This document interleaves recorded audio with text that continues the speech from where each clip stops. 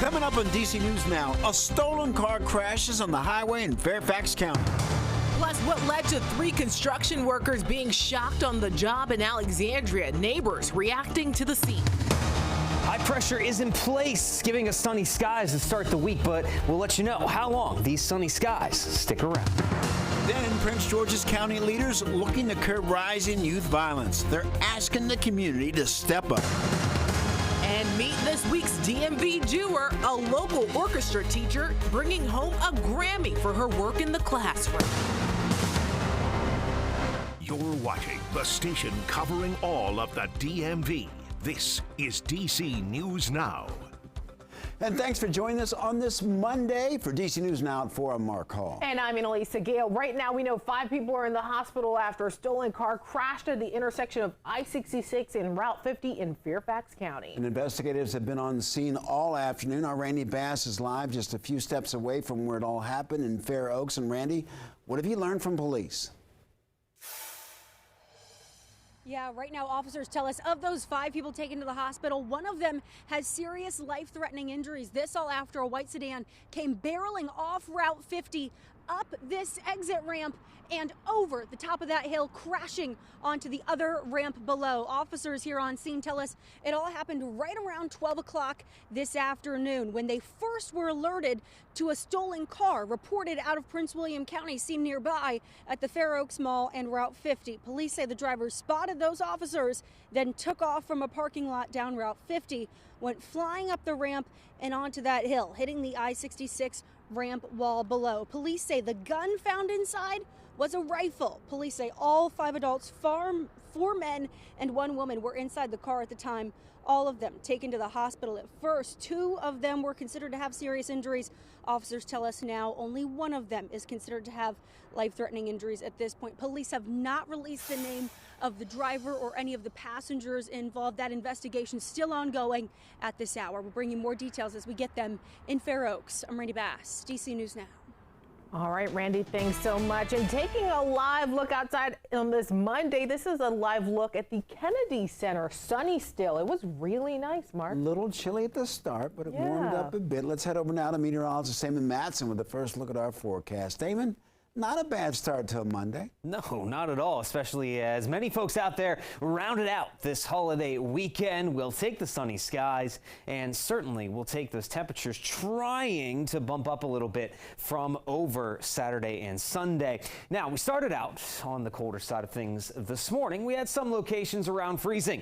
DC, Annapolis, back over toward Leesburg, but sprinkled in with those 30s, some lower 20s, and even places like Manassas, starting out at 18 degrees. But all of the sunshine and lighter winds, that was one of the other keys out there today, allowed our temperatures to nudge up a bit here. We saw more of those low 50s across northern Virginia, extending up into the Allegheny front, some of the valleys there. DC currently sitting at 49, just shy of that 50-degree mark, but certainly it felt more comfortable given the lighter winds and all of this sunshine and clear sky that we are still continuing as we move on into these early evening hours. Now, once that sun does go down, it's going to start to get chilly again here, folks, because we're hardly going to find any clouds overnight tonight as well. So those temperatures right now in the low 50s, upper 40s, they'll be falling back into the 30s, down toward that freezing mark pretty quickly by 11 o'clock. So we're in for another cold night, but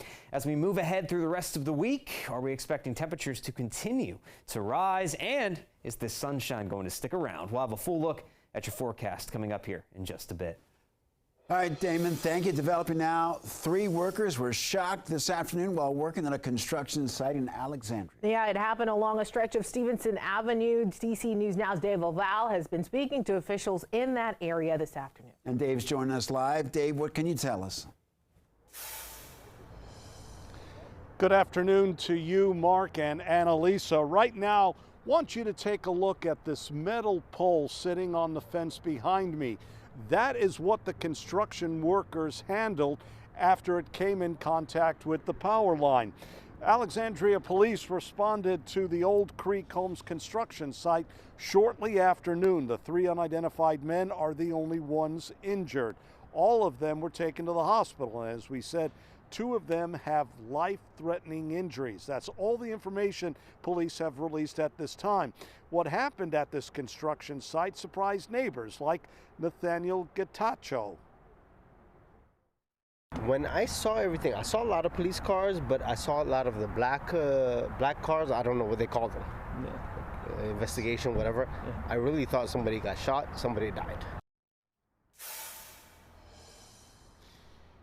And work here on the construction site stopped immediately after the accident happened. There's no word yet when work will resume. We're live in Alexandria. Dave Laval, DC News Now. All right, Dave, thank you. Staying in Virginia, the Loudoun County Fire Marshal on scene after Friday's deadly home explosion in Sterling that killed 1 firefighter and injured more than a dozen others. 45-year-old Sterling volunteer firefighter Trevor Brown was killed when officials say an underground propane tank exploded. Today, roads in the Sugarland Run neighborhood remain closed while investigators worked, and all day, neighbors like William Igo stopped by staring at the devastation in disbelief. It's definitely going to be hard to drive by or walk by that area and just always have the thought in the back of our head of what happened. And ahead at 5, we're going to have more on the investigation into the explosion.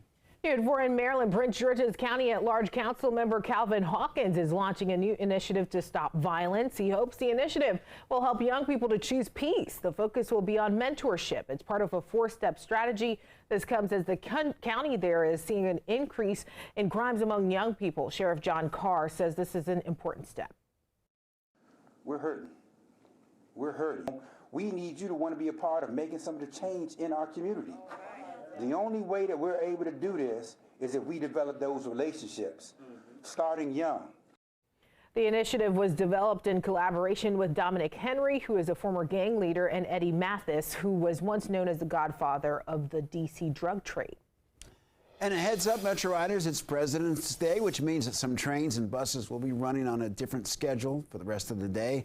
All Metro Rail lines except the Red Line will run on a weekend schedule. Red Line trains will be single tracking between Van Ness and Friendship Heights and run every 18 minutes between Glenmont and Shady Grove. Metro buses will run on a Saturday schedule. Well, tonight, Democrats rejecting parts of Governor Glenn Youngkin's proposed budget there. Neither the Senate nor the House budget includes key pieces of Youngkin's tax proposal, which the governor said would amount to about $1 billion tax cut for Virginians. Instead, Democrats are keeping just a portion of Youngkin's plan, which will require consumers to pay a sales tax on digital goods like streaming services. Today, Republicans criticized the plan there, saying it would raise taxes, while Democrats say they need the money for teacher and state employee raises. So in order for us to pay for our priorities, we've got to have the money coming from somewhere to pay for them. So this is what is required for us to do what we need to do for the citizens of the Commonwealth. Government is insatiable, and I think our colleagues on the other side are never at a loss for trying to spend money. So going out and finding extra money certainly seemed like the way to do it, and they didn't waste any time. Governor Glenn Youngkin has chimed in on the 2 proposed budgets, saying Virginians can't afford another tax increase, and says he looks forward to working with the General Assembly throughout the budget process.